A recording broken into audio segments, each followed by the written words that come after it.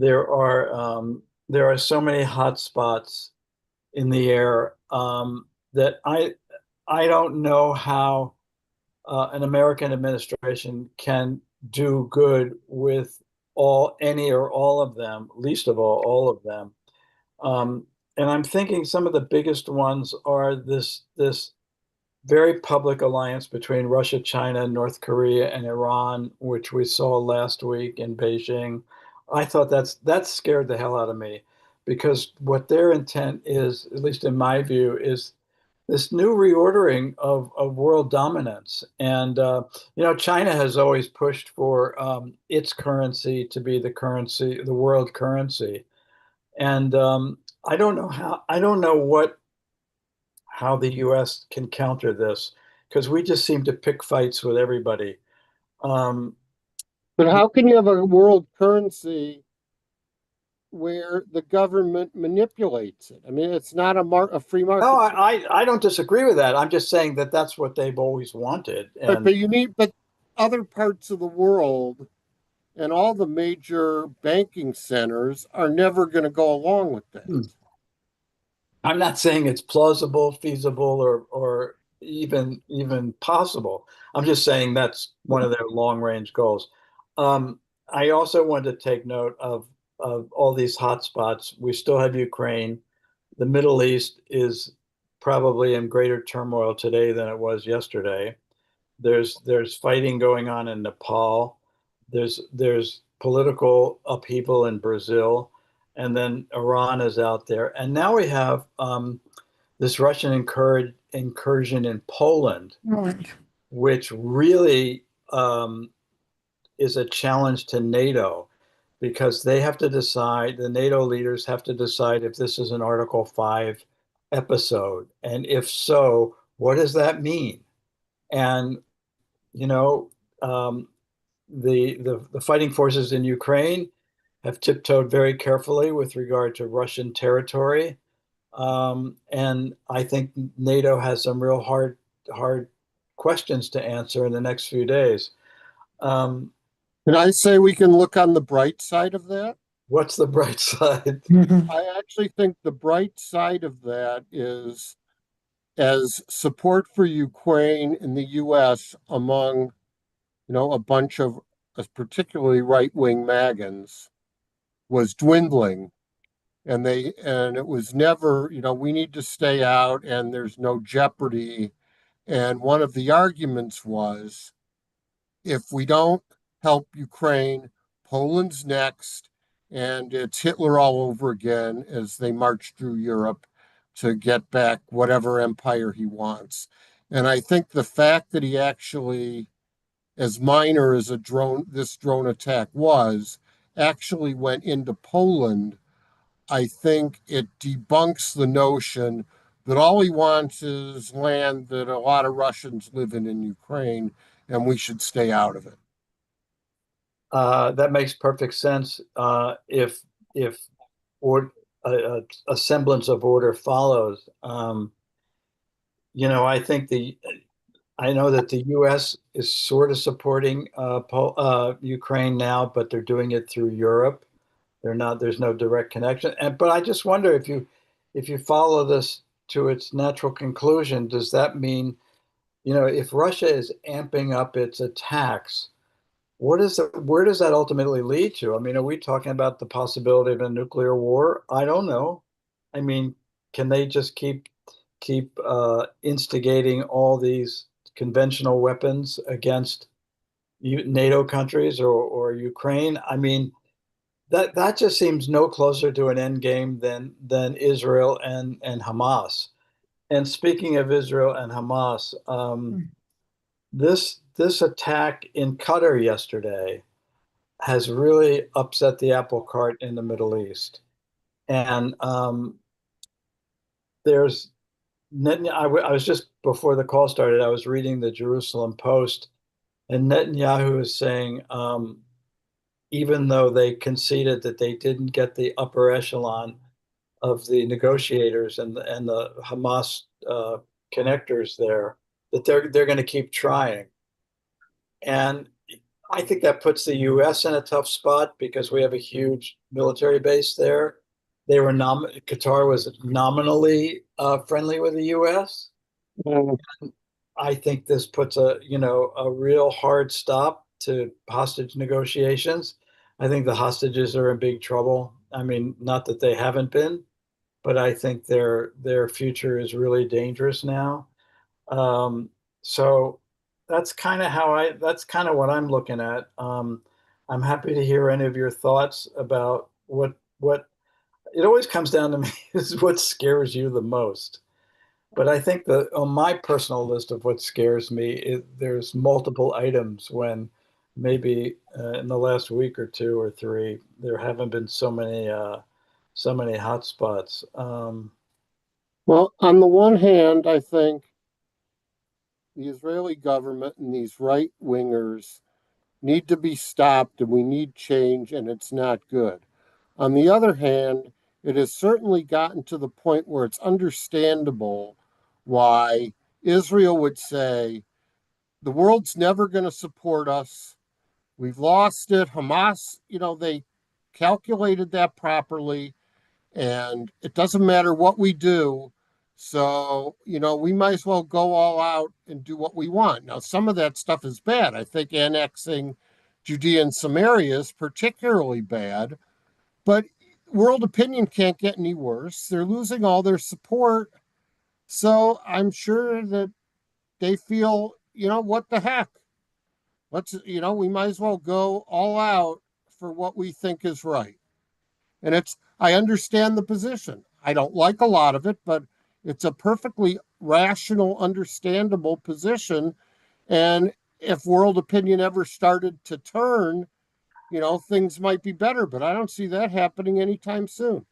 No, I think you're right about world opinion. I uh, Brett Stevens had a very interesting column today talking about this call for a Palestinian state by all these countries, including several in Europe, saying that what does that do? That all that does is instigate more and more anti-Semitism because it points the finger at Israel. Um, the problem as I see it is that's Steve, in your calculation there, I think that's a rational move forward for Israel. I mean, everybody hates us anyway, so if they hate us 10 degrees more, what's the difference? I think that's true. I think like in all these areas of conflict, it's the aftermath that I wonder about. Um, I mean, anti-Semitism is so on the rise in so many places, including here. Um, how much more can the world withstand, and how much more can Israel withstand being this one island nation in what will be an even more, I don't know if it'll be a dangerous neighborhood, but it'll certainly be a neighborhood of hatred. Um, so the same thing when Gaza ends. What happens in Gaza? There's land and people. What do you do with both of them? Who rebuilds? Where do these people go? I have no sympathy for Hamas, but there's a fair number of Palestinians who had nothing to do with this, who actually hate Hamas for what they wrought on their territory. But what do you do with them? They're like mutts. Nobody wants them. Mhm. I mean, they're like people sitting in the animal shelter, and occasionally people come through, and I'll say, okay, I'll take that one. But what I mean, these are people, and they have to be somewhere. I don't know. I don't know how that one ends. Um, anyway, anybody? Michael, Yeah, yeah, go no, ahead. I was going to say my biggest problem with this whole discussion is that there are 2 million people in Gaza that everybody except Israel says are starving, and nobody can prove it one way or the other. So, I mean, if they're starving, it's terrible. If they're not starving, people should know that. And Israel's not letting reporters in. They're not letting anybody in Yeah, the only reporters that we talked about this a couple of times ago. So far as I can tell, the only reporters who nominally neutral reporters I've seen reports from Reuters and then various organizations. Like I know the New York Times has people in Gaza who work as stringers. In other words, they collect facts and feed them to the correspondents. But there are no real eyes on from a multitude of Western organizations that can clarify once and for all the degree of starvation. I don't doubt that there are people who are desperate for food. But Now, one of the problems, and it's like peace, it's like everything else. Everybody says Israel, fix it. Just unilaterally, Israel, you fix it. Why don't they say to Hamas, all the food you're hoarding that will feed 10 million people for 3 years, why don't you give it to your people? You know, they don't want to because the world's going to blame Israel for the starvation. They have food for many. They eat well. yeah, And and I know I but nobody says, Hamas, you lay down your arms. Hamas, you have peace. Hamas, you feed the people. Hamas, you quit using children as human stores, shields. Hamas, you don't store arms in hospitals and schools. Nobody says any of that. And they act like somehow Israel can put down their arms and everything will be hunky dory for everyone. well, I think you answered your own question, but leaving out one component, in that I don't I think Hamas sees it that way, that all the blame is on the Israeli side, but I also think Hamas couldn't care less about the Palestinian people. Well, They that's right. Right, But right. if unless people say Hamas feed them, you have the food. Uh, it's the, ridiculous. I mean, it's absolutely insane. Hamas can end it, can feed the people, they can start rebuilding. All of this actually, ironically, can be done unilaterally by Hamas. Israel can't do anything if they don't cooperate, and Israel gets all the blame. well, I think that's part and parcel to what to what being Israeli means these days. Israel gets blamed for everything. Sylvia, what do you think?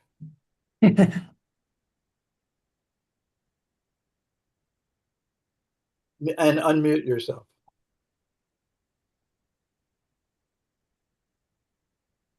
I think it's time that somebody, and I don't know who the somebody is because our American government isn't going to do it, stops not blaming Israel. I'm sorry, Steve. Um, I know that Israel didn't start it.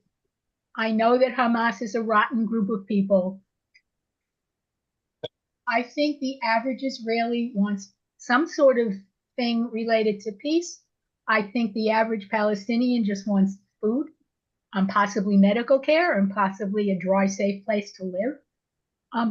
I don't know how you solve it, but I think there's so much blame to go around, not only to Israel and not only to Hamas, but to every other country in the area.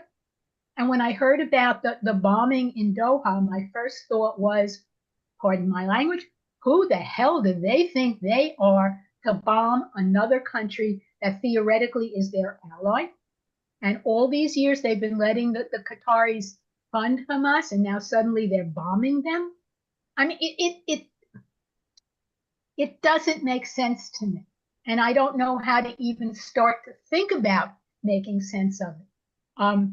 Somehow I think the entire area should be vacuumed up and discarded, and we start over with naked land. There was a column I read in the Jerusalem Post this morning that said that the overarching question with regard to the Qatar attack was why now? And the guy who wrote the column tried to answer it by saying that it was rare that they had the intelligence to learn that a significant number of Hamas mediators were all in one place, and they thought they could take them all out. And they conceded that the mission kind of failed because they only got five guys who were not at the top level. They're just kind of secondary people. Why would they want to get rid of the mediators if theoretically these are the people who Because are negotiating peace? I think we're so beyond rationality in any of this. I think we're all being, I mean, I think all the participants are operating on desperation, emotionalism, Stupidity. and fanaticism. I mean, for Israelis' goal to eliminate every last remaining member of Hamas is a pretty high bar. I don't know how you do that. And then even if you do that, how do you kill the idea of Hamas with all these young people who have nothing better to do? Their hatred of Israel is so inbred that okay, you killed all the existing guys. Well, here in 5 years, here's a new group. So I don't I think it's hard to apply rational thinking to any of this. I mean, you know, it's sort of there's a parallel to me with Ukraine and Russia that I Putin is such a master strategist, and he plays Trump like a banjo. And that meeting in Alaska and their red carpets and handshakes and laughter and all that. And the next day he goes and drops more bombs on Ukraine. And I think somebody did a like look back and tracked every time there was an intercession with a Western um, politician or somebody or leader to talk to Russia, the next day, Putin did something crazier.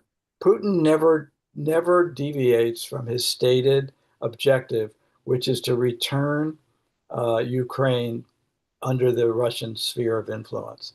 So there's that. I think Netanyahu, I've said this before, and some of you disagree with me. I think Netanyahu, the idea that he wants to eliminate every last guy in Hamas, that's very honorable. But what's the practical uh, way to carry that out? I don't know. I think it's kind of all nuts. And Yeah. I'm astonished that we can't. There's no political solution to any of this. As for the why now, though, there was, especially had it been successful, the symbolism of getting the Hamas leaders as they gathered together in the room where, with great glee, they celebrated October 7th. And they don't, it's not often you're going to get them all together, let alone in that place. And that with the intelligence, I think that's the why now. Yeah, I think that's true. I think Israeli intelligence is unmatched anywhere in the world. I mean, look what they did with those pagers in Lebanon. I mean, that was unbelievable. That was like the craziest thing I ever heard, but it was so effective. They really wiped out a lot of the bad guys in their perception. Um, so I don't know. I think things are going to get worse in the next week or so because, the US really needs Qatar as an ally because of all our troops stationed there. And we thought they were, a fair-handed approach to mediation. Hmm. That's apparently not true. Um, okay, so that's my overarching rant for the day, although I have a few others. Um, let's see. Um, Also, you noted earlier the gathering of the East Asia leaders. yeah, Trump, I mean, was almost drooling. I mean, yeah. he could barely say a bad word. I mean, he wants to be them, He Yep. wants to be them. He Wants to be wants to them. be in that club. and he while he didn't exactly say hooray, he came as close as he could. He certainly didn't act like he's worried. All he could say is, "Well, I have a good relationship with all of them." Yeah, that's what he thinks. But they're all playing him. I mean, Right? Everybody knows that, but him and About Caroline, him. I know. what's her face? Miller, Steve, your namesake? No, Caroline, the press secretary. Levitt. Evan. Okay. Levitt, Caroline Levitt, who's Yeah. really frightening. It's very hard. Yesterday, she was really What uh, she was, informed. yeah. Well, she says what she thinks he wants to hear. I think that's how they all calibrate everything. And like this notion with the Epstein files and that drawing that appeared out of the foundation. Trump, of course, denied anything to do with it. And the Republicans, when asked about it, said, well, I haven't seen it yet, so I can't comment on it, where everybody in the world has seen that thing by now. Um, okay, maybe where are we? Okay, so this leads to a question. Let me ask you about this, and I would like everybody to give me their perspective on this.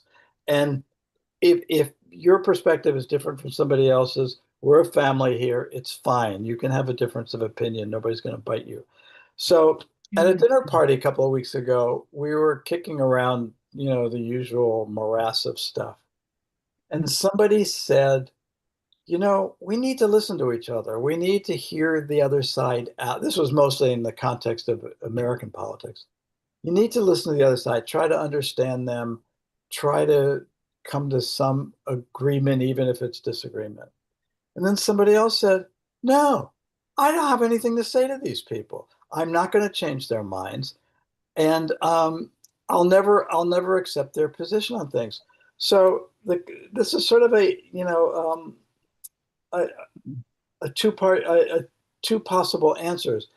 Do you want to have do you think it's a good idea to have talks of understanding with people whose politics or views are opposed to yours, or by now are you just so sick of this that you have no time for them and don't want to? Steve, I knew you'd have your hand up. Well, I actually tried.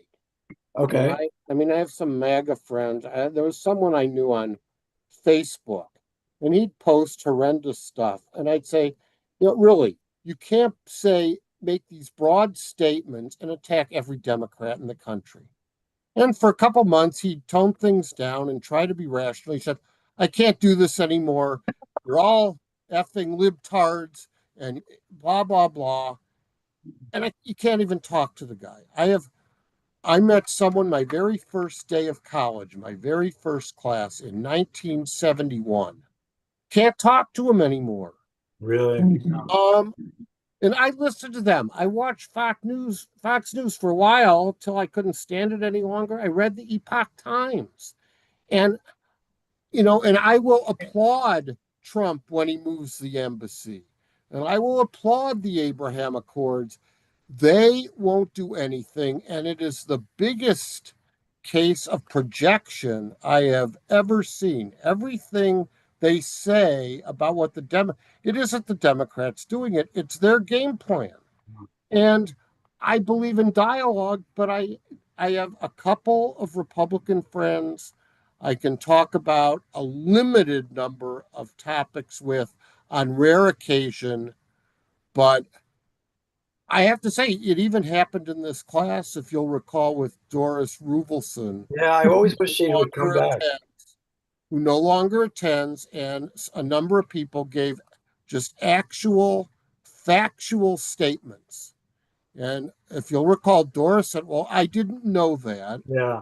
And it wasn't like, oh, that changes my mind. It's, oh, well, I didn't know that. I still don't know that. I'm not going to know that. And it's not going to enter into my thoughts. So, so how do you have dialogue when that's what you're confronted with? Okay, no, that's kind of how I feel about it, but I'm just me. Joanne, how do you Yeah. feel about this? So I used to listen to a show on NPR called Left, Right, and Center. And clear is left, right, and center, left views, right views, and middle views. And ever since the election, I haven't been able to listen because it's just aggravating. It's just nonsense. I mean, I'll check in occasionally, listen for 5 or 10 minutes to see if I can do it, and I just can't.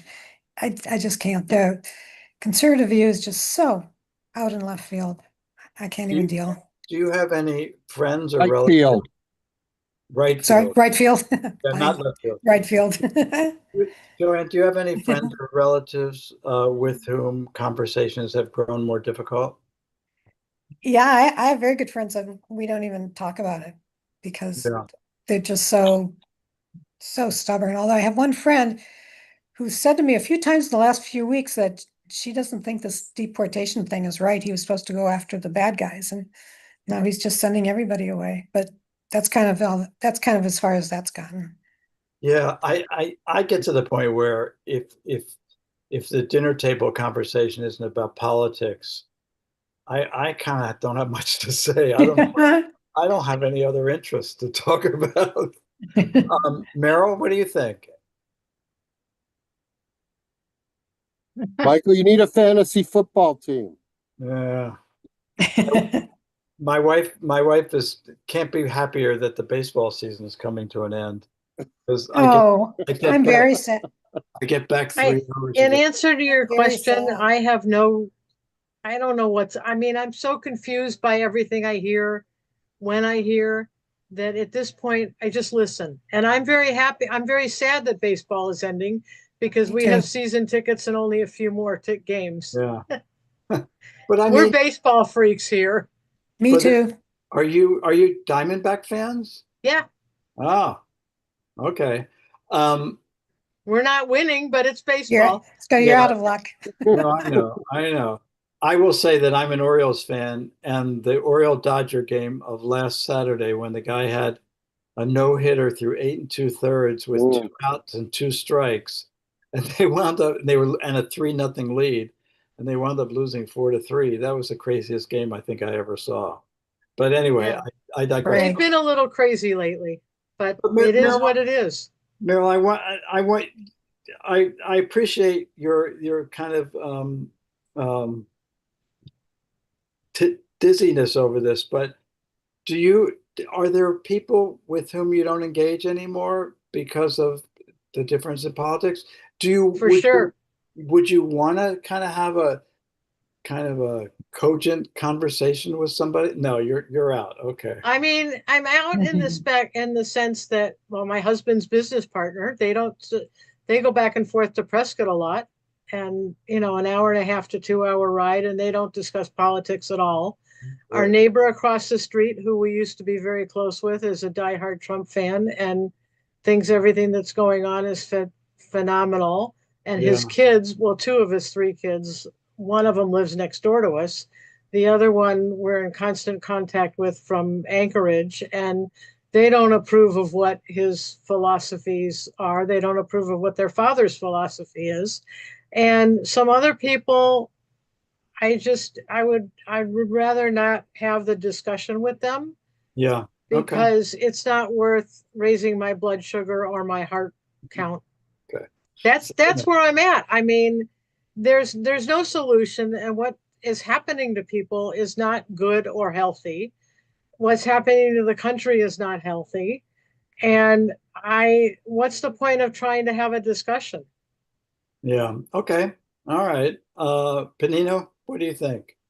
Unmute yourself. Okay, can you hear me now? Yep.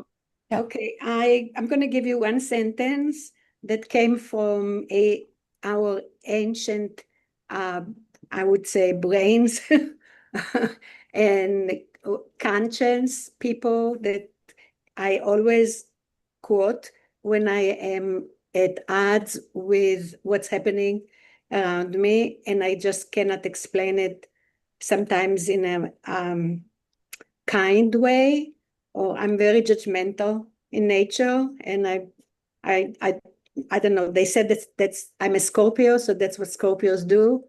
But I have one sentence to say: charity begins at home. That's So it. what does that mean in All terms I of, have to tell you. You can explain it and translate it any way you want, but don't put your translation on me. I just told you one sentence. Charity begins at home. That's it. okay. All Now right. you can do with that whatever you want, but don't put it on me.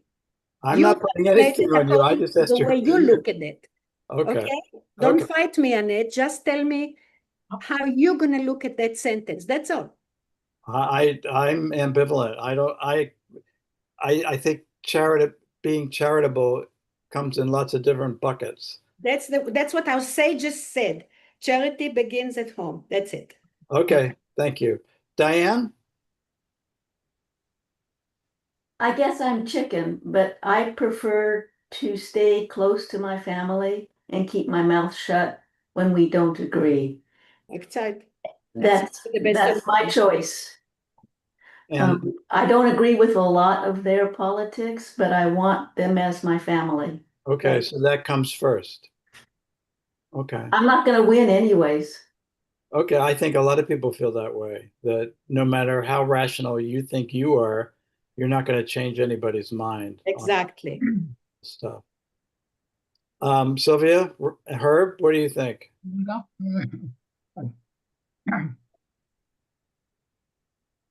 Well, we have one particular relative who we like very much. We welcome him, a nephew, but he is a die-hard Republican and will not ever vote for a Democrat or anybody else. That's part of his policy. Doesn't care what they say, do, whatever, that's what he does. And we don't really discuss too much with him about that, except he's a very nice person. He'll talk to you and not get upset. And he just thinks that the conservative way, uh, all that stuff about equal this and equal that doesn't faze him. And he's usually actually very, very open to other people. But, so we don't have that kind of problem. But I think that as far as community, they're going to live across the street or in your place, so you need to deal with it. And so you really do need discussions about things, about how many times you should clean the streets or something or other. You still need to be able to talk with them to continue life. But if you had a friend or a relative whose points of view were different from yours and was happy to at least explain the rationale for their perspective, would you be interested in just kind of having a discourse with them? Would, but I haven't found such a person. Okay. Um, any discussion about a liberal side, which is what Sylvia and I are, right away his mind goes clomp. He doesn't listen. Okay. And I try to understand what he was saying, but it doesn't make sense to me at all. I don't think he's really a Trump person, but he's a Republican from a long time and all that. Like a normal Republican. Hopefully, Sorry. hope he is. Well, he's been a Republican since he was born, I think. But he really liked the fact that Trump won. And he thought he was in the winning side. I see. He A happened. lot of normal Republicans have become MAGA. I mean, 20 years ago, they wouldn't espouse anything that they're out there supporting right now. And they say they're conservative. They're not conservative anymore. It used to be we could talk to conservatives.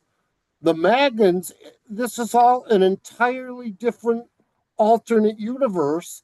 And I'm surprised at how many people who used to be conservatives, you have your difference of opinion and you could discuss things, now support everything Trump is doing. They're not Republicans, they're cultists. That's right. But how did all of these normal Republicans become that way? That's what I don't understand. These are people who 10 years ago I could have a discussion with. They were regular, ordinary conservatives. We agreed on a lot of things. We disagreed on some things. Our priorities were a little different. And now Trump can do no wrong. I can't think of anything to criticize him for. Well, I think the wild card in that is because until Trump came to power and exerted his influence over the body politic, the concept of primarying somebody from the right was very dangerous to the sitting representative or senator. That we never really had much of that before. So now, if you disagree with me, I'm the leader. I say it's X, Y, and Z, and you say, well, I think it's A, B, and C. Well, then I get primaried from the right. Well, but you don't sell your soul for that. Well, apparently you do. They have. You have a They want power. They want to feel like they're making a difference, even if the difference is bad. And it's wrong. Well, it may yes, be of wrong. course it is, but that doesn't mean it's not happening, and that doesn't mean I agree. Wish we can do about it. I actually believe that in a number of cases, I would not be surprised if some of these people, they and their families are being threatened with physical harm. I Oh, That wouldn't be would surprised sure, yeah. either. surprise me at the least. I'm sure that's true. I'm sure that, I mean, we've read a little bit about that. If you disagree with the administration, that you know the universe comes after you. I mean, Well, Stormy Daniels was attacked. I mean, if you're a politician, a congressman, and yeah. you're not in favor of Trump, you don't get any support, you don't get any money for your campaigns from them, and all that sort of thing. Your job is now gone. Yeah, and don't forget, But you know what? Your Yeah, life, your principle, to me, my principles have always been more important to me. My honesty, my principles, and are more important than any given job. well, I I I'd know. like to think I'd have the courage to stand up for it, but to be honest with you, I've never been in that situation. So Well, I I've don't quit. I know have what quit.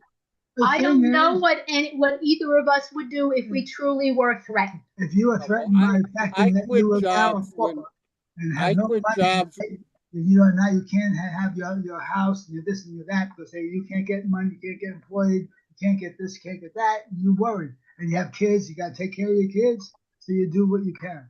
look, they've But I threatened. have quit jobs when I didn't like the ethics of other people I was working with. Look, they've threatened Supreme Court justices. Oh, I know. I mean, That's what we ought to. But I don't understand why they don't all band together to stop that. And well, I thought that's what Congress should do because yeah, exactly.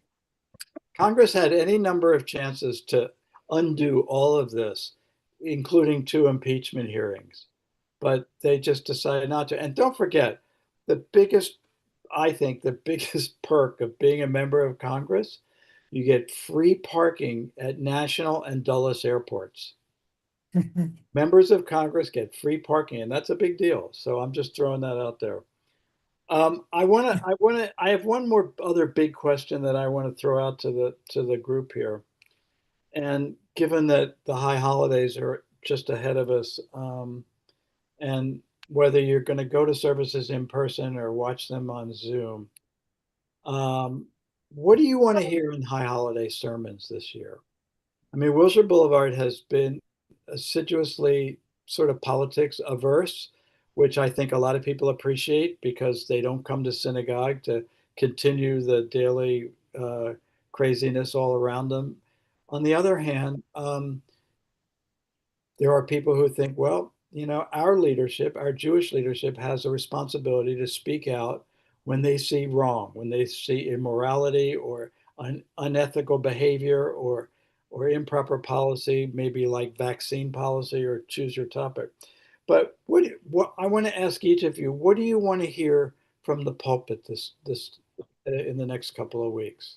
Joanne, you want to start? No, I actually haven't thought about it that way, so All right, you I'll go come around back and come around back to to you. me. Yeah, I'll be happy to come back to you. Meryl, give it any I'm thought? thinking I want to hear about, I mean, I go to Temple here and I'll live stream Wilshire because we belong there too. But I want to hear about ethical behavior in whatever way it's possible regarding how we deal with others at this, not just this time of year, but um, anytime, especially with what's going on. Like, would you want to hear anything specific, or would you be okay with just generalities? I don't think there is anything specific that anybody, without bringing up politics, which I don't think is correct Okay. in a synagogue situation. I mean, it comes up, but I don't think it's something we need to be hitting people on the head with. I mean, with however many people are in the room, I don't know. I know some, but I don't feel that it's our objective to hurt people, you know, hitting the nail on the head. But I think that it has to be generalized. People will make up what they want of it, Okay. if that makes sense. That makes total It sense. does. Diane, you have any thoughts on this? Yeah, I don't think that the synagogue is a place to Okay. discuss politics. I want to go and feel good and be able to mimic whatever the rabbis say maybe the Ten Commandments, maybe blessings, positive stuff. If you watch TV, it's all negative in my opinion. So I need uplifting. Okay, fair enough. Fair enough. Panina, what do you think? What do you want to hear? Uh, I only want to hear good news. That's about it. So I don't know how to explain it. Whatever it is that the news wants to feed us, that's what we eat. So it's how you take it and how you translate whatever somebody tells you. I had an incident when I first came here that I gave my political view to somebody or my choice at the time, which was like 4.5 years ago.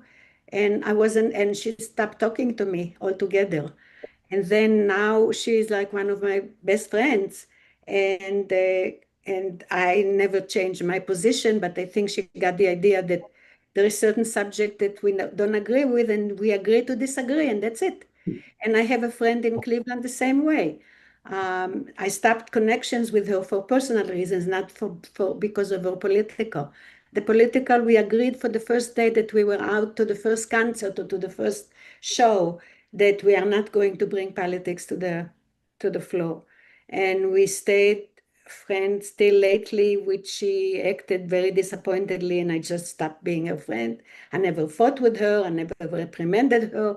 I tried to understand from which point she came from, but I just stopped. And that's it. I was not going to fight with anybody forever if I know that it's going to be fruitless. Okay. I mean, it's not going to change anybody's opinion, and you just get mad at me. So I just stopped, and that's Okay. it. But But that's from why I say the one sentence, and you can translate it any way you want to. That's okay. All right, got it. Sylvia?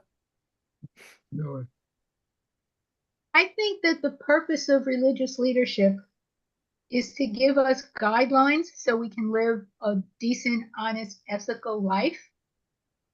And I think in the current world situation, they need to be helping us to figure out how we get through all of the catastrophes around us with our self-respect intact. They need to be helping us understand that the Palestinians are people and deserve some kind of dignity. They need to help us understand that trying to destroy an entire country is not a good idea. And I don't think there's anything in the Bible that says it's a good idea. God can do it, people shouldn't. Um, I don't quite know what I want to hear, but I do know that ignoring it and not telling us that certain things going on are absolutely wrong and immoral, such as rounding up anybody who looks like they might be a Mexican immigrant from who knows where, because obviously to be Hispanic and poor is to be a criminal, a rapist, and a drug dealer. We need tools to fight back. And I think it's their role to help us figure out what those tools are. to live a Jewish life in that atmosphere. Yeah, Okay, good. how I can do that, I'm not sure, but when University Synagogue, we heard political speech frequently, as my remembrance. Our rabbi was very liberal, feeling. I wouldn't, Herb, it wasn't political in the sense that it was Jewish values as they may relate Right. to being, Yeah. which It is was different He didn't say than who, if you go evangelical and say vote for Trump. I mean, it was designed to be the Jewish morals that govern a conduct on these issues. Yeah. and my point is, I want to see more of that in Libet, the bullshit. And I don't see that. I see them retreating, not joining. Okay, Steve, go ahead. I think there are a lot of issues out there which clearly have a Jewish perspective, like it can be abortion, it can be immigration, it could be vaccines. I there's it's within the congregation that is probably such a non-topic. I don't want time wasted on that. What I think they need to do and do really well, and it's very hard, is help us support Israel. Israel is a country, it's our homeland. we have friends, we have relatives, and how we deal with that and manage to support the country despite the fact that we all, I assume virtually all of us, can't stand the current right-wing government. And I think they can't, I think hiding from that is a big mistake. What I'll hear, I'm going to be in Little Rock for Yom Kippur, so I will be very curious to see what my daughter's rabbi speaks about on Yom Kippur. Obviously, they don't have ice in their Home Depots. Not Yeah, yet. Well, I keep hoping my daughter will be invited to the governor doesn't live too far. I think maybe they should have dinner together, but I just don't see it in the cards. The governor's Sarah Huckabee Sanders. Yeah, we Yeah. remember her. But I think that it'll be interesting to hear what he has to say. But I really think we have to be careful. I think too many people are going too far in attacking Israel, and actually, it fuels anti Semitism when we all publicly say Israel is bad, Israel is doing bad things. Well done. And while it's true that Israel is doing some bad things, it needs context, and we need to support and make sure that Israel continues to exist. I think I would agree with a lot of that. Joanne, you got? Yeah, I actually I agree with most of what's been said here. I remember before the election, almost all of the rabbis, I think trying to calm everybody down, said no matter who wins and what happens, we'll be fine and everything will be okay. Well, everything's not fine and everything's not okay. And I really think they need to address what's not okay. Yeah, I appreciate the thoughts from all of you, and I find myself, this may not surprise anybody, but I kind of hew closer to Rose's perspective. Um, I I've always been a fan of wanting a little bit more from my religious leader. I want to know how it intersects with Jewish values. I mean, this is a Jewish state, for God's sake. And I would like to hear on issues that are not necessarily right or left, but just facts that are on the ground right now. I think one of you mentioned, probably you, Rose, um, the notion that the idea that the administration was going to go after bad guy immigrants, people who are criminals. That was fine with me. You can get all of those guys out of here. But when you start picking off people at a car plant in Georgia and guys who hang out in front of Home Depot just looking for a day's work, you kind of lose me there. And that's not a Jewish value to me. And I think we tend to look at so many things in our country now as a zero-sum game. It's either black or it's white, period. There's nothing in between.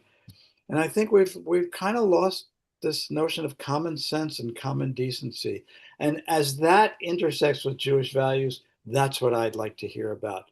How can we uh, accelerate our Jewish values in our daily life to be kind, to be respectful, and to honor another person's humanness. I think that's what I would like to hear. Panina, I know charity starts at home. No, that's another thing. Oh. There is another sentence that's also from the sages. It says, Chanoch layeled al pi darko. You have to teach a child the way that he will understand, according that he will accept this, in his own understanding, he'll be able to accept it and maybe translate it to according to his own understanding. But you have to kind of like when you teach somebody, you have to teach it to him in a way that he should understand. So now you translate it any way you want to. I'm just quoting a sentence from the sages. So But don't get mad at me. It says, Chanoch layeled al pi darko. teach a Okay. child according to his own way. In other words, according to the way that he'll understand. That's all. All right. Well, we're drawing to a close here. I don't know if I hope some of you, all of you, well, I know you won't, Meryl, but will attend High Holidays at the temple. Do you all go to different campuses, or do you all like which campus do you go to when you go to service? Resnick. Resnick. Oh, you're all at Resnick. Yeah. We live stream. Oh, you live stream. Panina, do you go to services? I do. And Where? it varies. It varies sometimes because of the schedule, Okay. Okay. location. Okay. If we're around the area that it's more comfortable to get to, but mostly it's because of the distance from home. So we Okay. go to the closest one at that moment of where we are.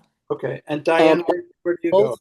Most, Sunset. Where? University synagogue that isn't anymore. most of very the far. attendees of this class, this was a university synagogue class Oh, for it was. decades. Oh, okay. So Okay.